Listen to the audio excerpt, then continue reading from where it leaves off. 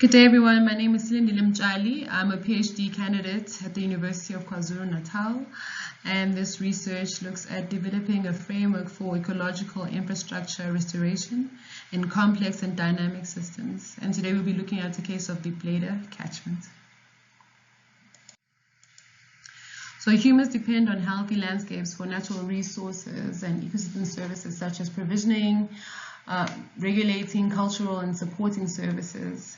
The degradation of these ecological infrastructure from poor land management hinders the delivery of these ecosystem services. And as we all know, ecosystem services are the benefits that humans get from the biophysical environment. But from recent studies, we've kind of understood that humans are considered as co-producers of these services through investment of efforts, through maintaining and safeguarding of these services. We also now understand that the impact of land degradation is not equally spread across the landscape, but vulnerable communities experience the effects more.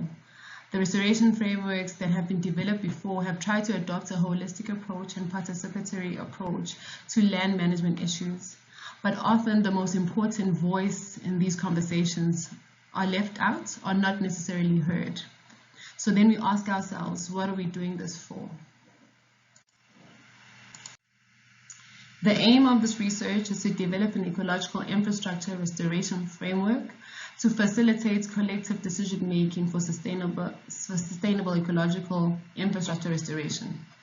So through this, we're answering a series of questions. We want to understand in what ways are local communities dependent on ecological infrastructure for ecosystem services? What are the threats to these ecosystem services? How do communities' social culture influence ecological infrastructure restoration? And how does ecological infrastructure, ecosystem services, and water security impact people and livelihoods? And what are the possible trade-offs, institutional arrangements, governance required to enable the establishment of a collaborative ecological infrastructure restoration projects?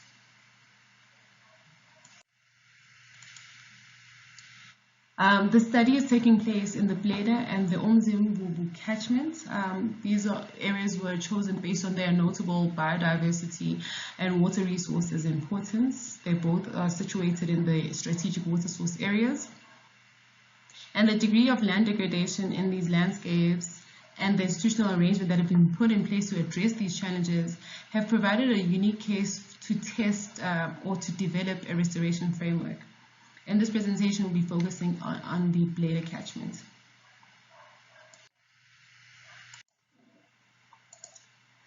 The methodology that's adopted in this process draws on transdisciplinary and social ecological systems approach.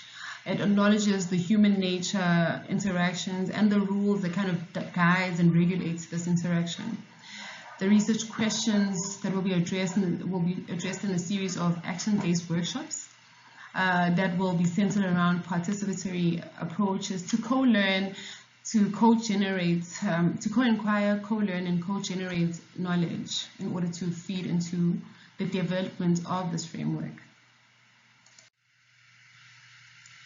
So this will be done through a series of workshops. The first workshop we'll be looking at to understand the dependency of local communities to ecosystem services and ecological infrastructure. We want to understand how local communities are using and are getting ecosystem services. This will lead on to through workshop 2 to understand communities' social cultural views on the benefits of ecosystem services, to understand what the communities and local people deem as important, what do they value, their attitudes towards ecological infrastructure, and to understand their relationship with nature. Workshop 3 will be around understanding communities' aspirations for future land use and related restoration needs.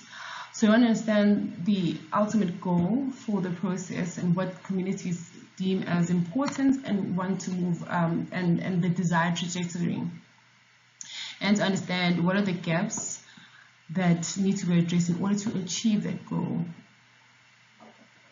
The fourth workshop will be around system dynamics modeling, understanding ecological infrastructure linkages to ecosystem services, water security, and livelihoods, identifying how upstream causes have downstream effects, understanding those relationships. So in order to kind of understand how we fit into overall picture and how we are impacted by the degradation of ecological infrastructure. In understanding that and drawing those linkages, we'll be able to understand, to point out leverage points where we can engage for restoration, and that will help us achieve our overall goal. Workshop 5 will be around understanding the current land use potential and restoration priorities. Workshop 6 will be talking towards and working towards the development of guiding strategies and for collaborative ecological infrastructure restoration. What are the tools and instruments that we need to have in order to have a sustainable ecological infrastructure restoration?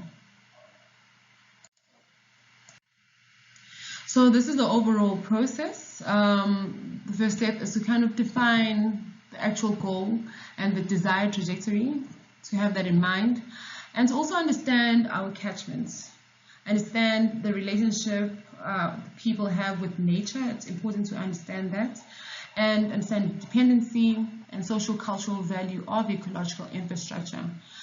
This is key in order for us to move forward with restoration. Next step will be collectively conduct an ecological infrastructure assessments, looking at the condition of the ecological infrastructure. Is it able to produce the ecosystem services adequately? And to look at collectively map the threats and their impact on ecosystem services, water security, and livelihoods. Through this process, we'll be able to identify leverage points where to engage, and restoration opportunities to kind of unlock our overall goal, and to identify inhibiting and enabling factors.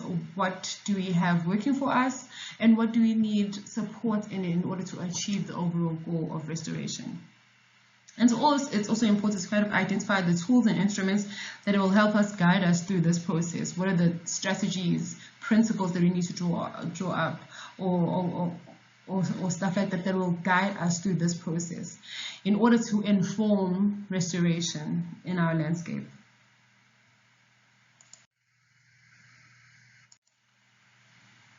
So in the preliminary results, in the case of the blader, we found there were various themes that came out through this process in our initial engagements.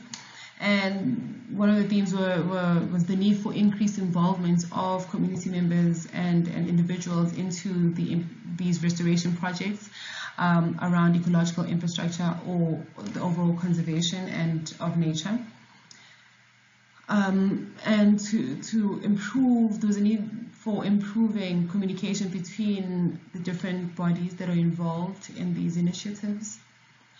And one other thing was the engagement of, there needed to be more engagement with government entities, involvement in decision-making processes. And people also identified that there's potential for partners to kind of support capacity needs that community members have and local people need. And there's also a need around project management in order to engage in these conversations. There were other issues that came up, like people felt that this needed to be beyond offering jobs. This needed to be a more meaningful contribution to the projects or to initiatives around restoration work. There are also other standing issues that deemed as inhibiting factors, such as title deeds, and clarity around that situation needed to be addressed. So this can be summed up here, where the desired future developments that came across during the initial engagements were increase in tourism activities was marked as one potential area, and more natural resources management job opportunities was desired future aspirations, and improving infrastructure such as roads and improving water delivery came across. And some of the the constraining factors that were identified were low social capital, lack of financial resources, and technical capacity were highlighted as the constraining factors for moving towards restoration of ecological infrastructure. There were also long-standing issues that needed to be addressed, which are not necessarily directly linked to ecological infrastructure restoration, but came up in these discussions, such as inequality, access to benefits, and land reform.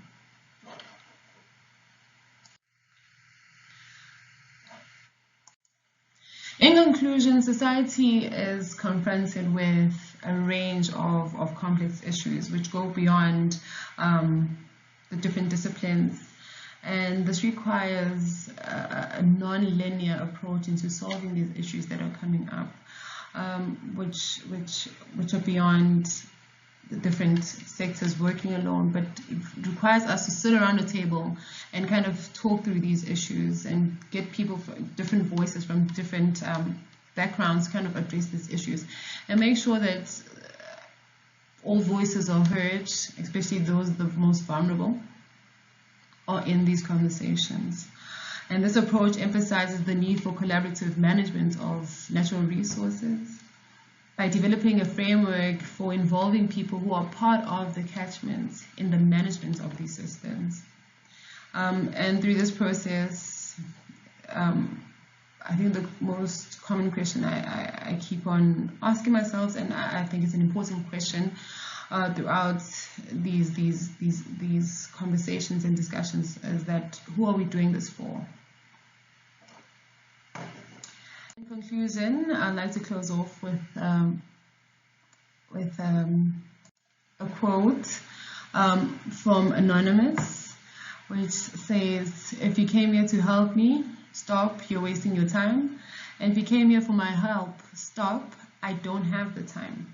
But if you came here because you understand that your future and your liberation is bound up in mine, then let us work together."